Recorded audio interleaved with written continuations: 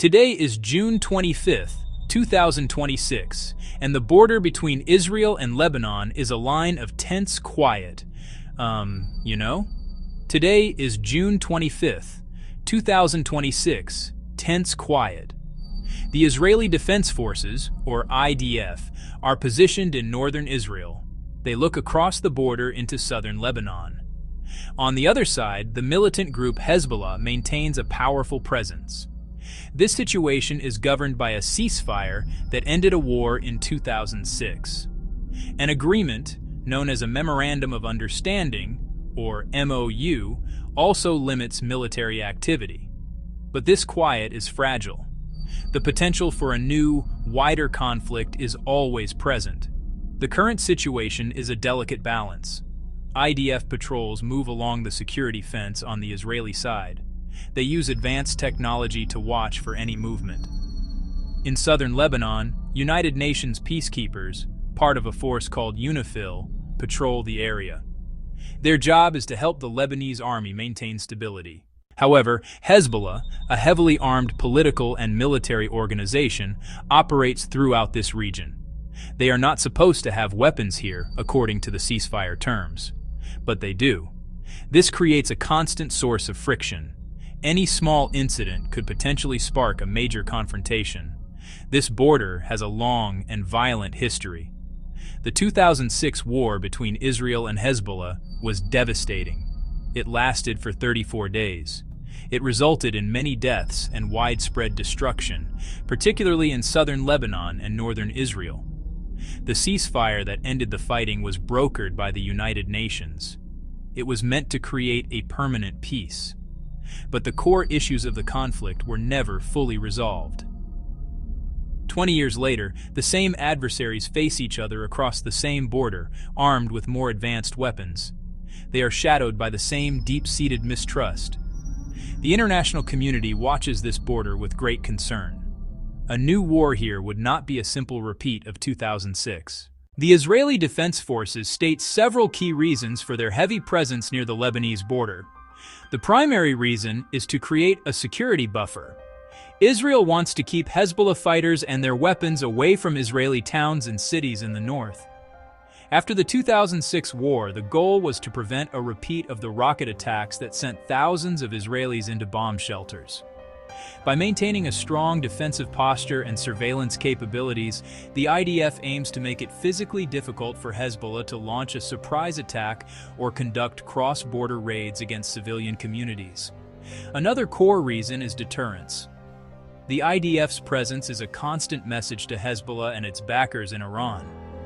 The message is that any aggression will be met with a massive and disproportionate response.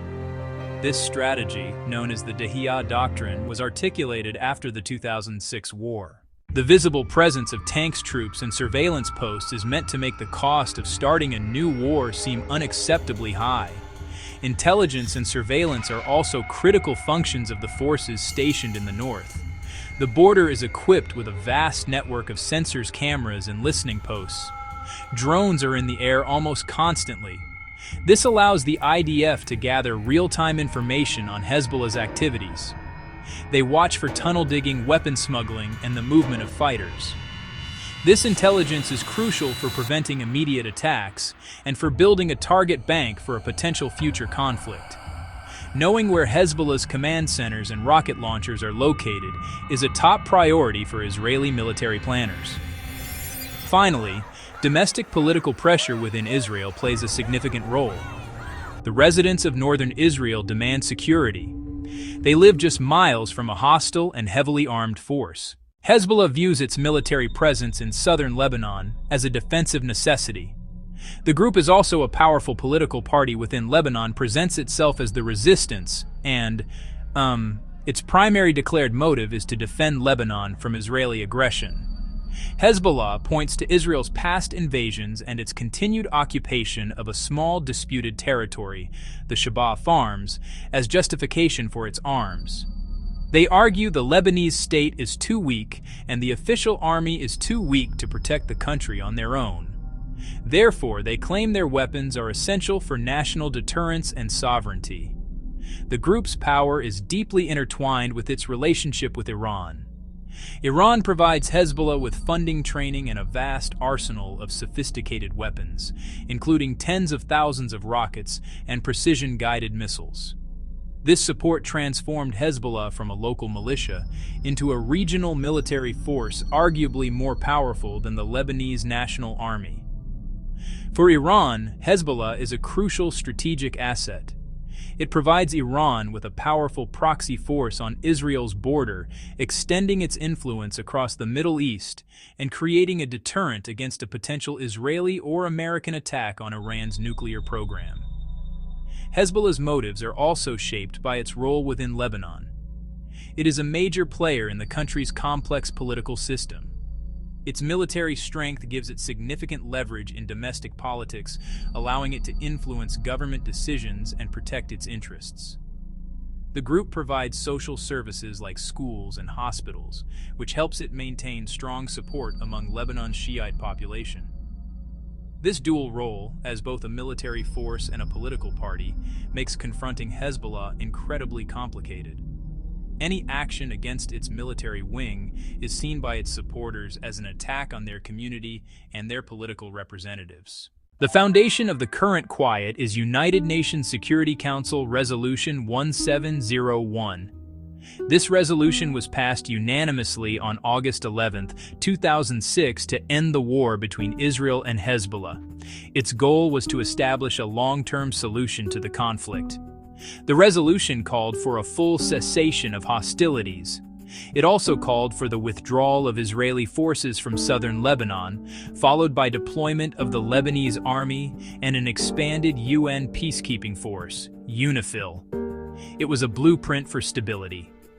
A key provision of Resolution 1701 was the creation of a buffer zone.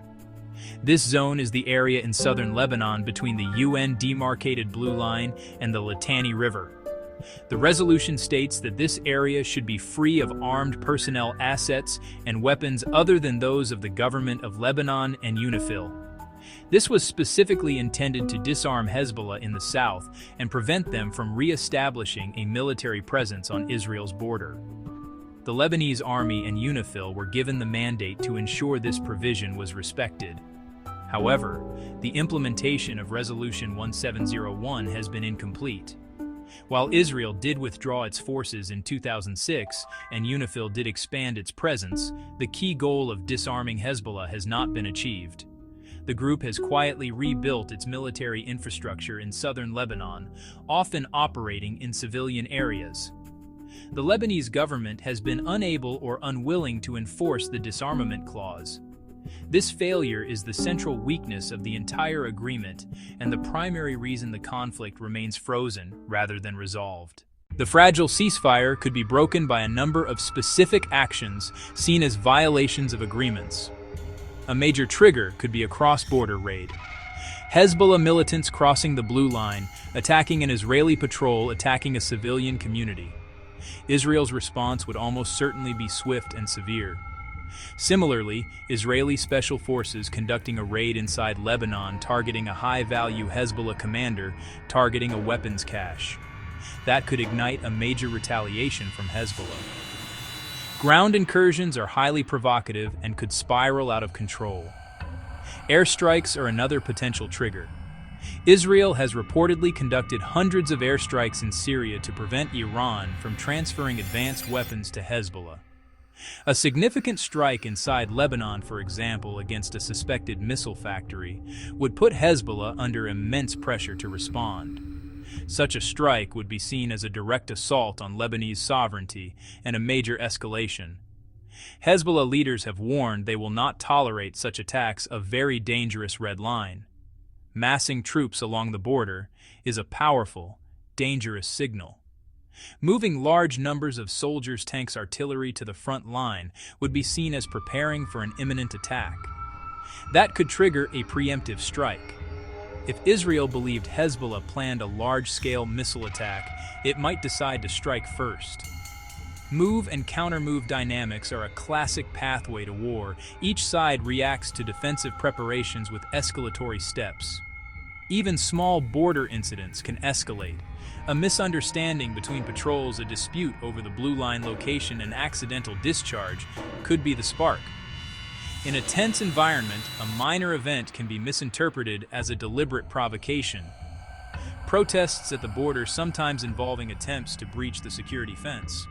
Without clear communication and a desire to de-escalate a small incident could become the catalyst for full-scale conflict. The danger in South Lebanon is how quickly a local fight can become a regional inferno. The chain of escalation begins with a trigger, flowchart visual border incident. Israeli retaliation, Hezbollah rocket barrage, full-scale war, Iranian proxy involvement, U.S. support confrontation. Imagine a cross-border attack by Hezbollah that kills several Israeli soldiers.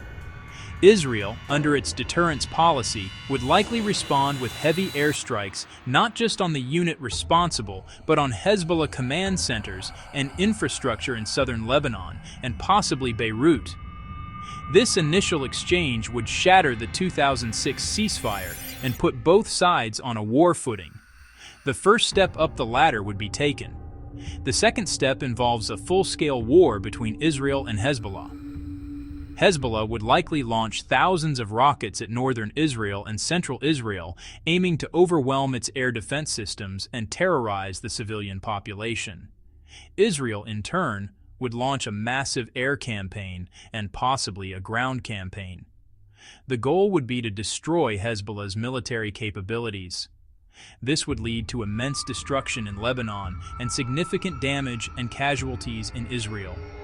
At this stage, the conflict would already be far more devastating than the 2006 war, given the improved arsenals on both sides. The third and most dangerous step is the entry of regional and global powers. Iran, as Hezbollah's patron, would be deeply involved. It might encourage its other proxy forces in Syria, in Iraq, and in Yemen to launch attacks on Israeli or American interests. Iran could also threaten to close the Strait of Hormuz, a vital choke point for global oil supplies. This would immediately draw in the United States. The U.S. is Israel's most important ally and has pledged to ensure its security. It would likely provide emergency military aid, intelligence, and diplomatic support. The final step is direct confrontation. If the conflict escalates further, U.S. forces in the region could be drawn into the fighting either to defend themselves or to support Israel more directly.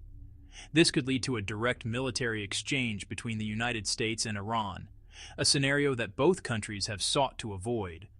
A war between the U.S. and Iran would have catastrophic consequences for the entire global economy and could destabilize the Middle East for a generation. This is the ultimate fear, that a small spark on the quiet Lebanon-Israel border could ignite a chain reaction leading to a global crisis. The danger is, real and escalating. Tensions have remained high in the years leading up to today. To understand the current risk, it helps to look at a timeline of recent events. In August 2023, there was a rare and concerning cross-border incident. A militant, believed by the IDF to be from Hezbollah, crossed from Lebanon into Israel and planted a powerful roadside bomb near the Megiddo Junction, deep inside Israel. The bomb seriously wounded an Israeli civilian. The IDF later located and killed the infiltrator. This event was a major security breach and highlighted the potential for sophisticated attacks. Throughout 2024, tensions were visible along the Blue Line itself. Hezbollah established several observation posts and tents on the Israeli side of the line, in a disputed area near the Shabah farms. While the area is claimed by Lebanon, it is controlled by Israel. The IDF viewed this as a provocative violation of the status quo. For months, there was a tense standoff, with diplomats working to resolve the issue. In early 2025, there was a significant escalation in rhetoric. Following a series of alleged Israeli airstrikes in Syria that killed several Hezbollah members, the group's leader, Hassan Nasrallah, gave a televised speech. He vowed that any Israeli attack that killed a Lebanese or Hezbollah member on Lebanese soil would be met with a certain and direct response. This public declaration raised the stakes, making it harder for either side to back down from a future confrontation without appearing weak. Such statements create a dangerous self-fulfilling prophecy, locking both sides into a cycle of threats. Most recently, in the spring of 2026, UNIFIL reported an increase in what it calls ground violations of Resolution 1701 from both sides and air violations of Resolution 1701 from both sides. This includes Israeli military drones flying over Lebanese territory and individuals crossing the blue line from Lebanon into Israel. The UN repeatedly called for restraint and warned that these incidents could lead to miscalculation and a wider conflict. This steady drumbeat of minor violations and warnings from the UN shows that the conditions for an accidental war are ripe. The buffer is eroding, and the potential for a mistake to cause an escalation is growing daily. The South Lebanon flashpoint is not just a military issue, it is also a complex diplomatic puzzle. The United Nations plays a central, if often limited, role. The UNIFIL peacekeeping force is the most visible sign of the international community's commitment to stability. Its mandate is to monitor the ceasefire, assist the Lebanese army, help de-escalate incidents. UNIFIL commanders maintain a tripartite meeting mechanism with senior officers from the Lebanese and Israeli armies. This is one of the few direct lines of communication and is vital for preventing misunderstandings from spiraling into conflict. However, the weakness of the Lebanese state severely complicates all diplomatic efforts. Lebanon is in the midst of a profound economic crisis, political crisis. Its government is often paralyzed by sectarian divisions. The official Lebanese army is under-resourced and lacks the political will to confront Hezbollah, which is a powerful part of the state itself. This means that Lebanon, as a country, cannot fully implement its side of Resolution 1701. Foreign diplomats often find they are dealing with a government that does not have a monopoly on the use of force within its own borders, making lasting agreements nearly impossible. Regional alliances are also a critical piece of the puzzle. The conflict is a key front in the broader rivalry between Iran and its allies, Israel and its allies. Iran's support for Hezbollah is the group's lifeline, but it also makes Hezbollah vulnerable to shifts in Iranian policy. On the other side, Israel's strong alliance with the United States provides it with a significant military advantage, diplomatic advantage. Other regional powers, like Saudi Arabia, are hostile to Iran and Hezbollah, but are also wary of another war that could further destabilize the region. These competing interests create a complex web of pressures and constraints on both sides. Legal arguments provide the backdrop for these diplomatic maneuvers. Israel argues that it has a right to self-defense under international law, and that Lebanon is failing its responsibility to prevent attacks from its territory. Lebanon and Hezbollah, in turn, argue that they are resisting an illegal occupation of Lebanese land, the Shabaa farms, and defending against Israeli aggression. UN resolutions like 1701 provide a legal framework, but their interpretation is contested. Ultimately, in this region, military power and strategic interests often speak louder than legal principles, but the diplomatic and legal arguments are crucial for shaping international support and legitimacy.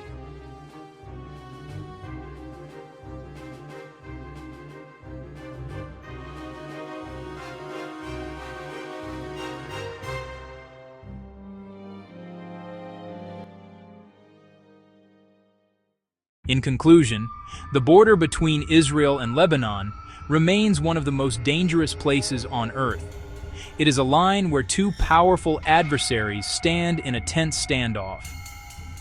The Israeli Defense Forces Hezbollah ceasefire from 2006 enshrined in UN Security Council Resolution 1701 is the only thing holding a major conflict at bay. But this agreement is fraying. The IDF remains due to deep security concerns. Hezbollah remains armed and defiant, supported by its powerful patron, Iran.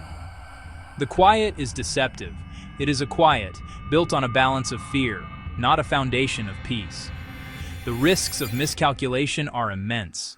A single cross-border raid, a targeted airstrike, an accidental border skirmish could trigger a chain reaction. Such an event could quickly escalate from a local fight to a full-scale war between Israel and Hezbollah, a war that would be far more destructive than the one fought in 2006. The arsenals are larger, the missiles are more precise, and the rhetoric is more entrenched. The potential for widespread death and destruction on both sides of the border is tragically high, a reality understood by all parties involved.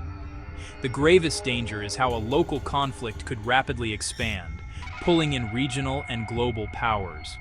A war in Lebanon would inevitably involve Iran. This, in turn, would almost certainly draw in the United States, Israel. A confrontation between Israel, Iran, and the United States would have catastrophic consequences, destabilizing the entire Middle East and sending shockwaves through the global economy. The stakes are not just regional, they are global. The precarious peace in South Lebanon is a matter of international security. The path forward is unclear, and the potential for violence is ever present. Understanding the motivations, the red lines, and the potential triggers is the first step toward appreciating the fragility of the current situation. It is a story with no simple heroes or villains, only complex realities and very high stakes. If you found this report informative, please help us continue our work. Like this video, share it with your friends, and subscribe to our channel for more in-depth analysis of the world's most critical issues.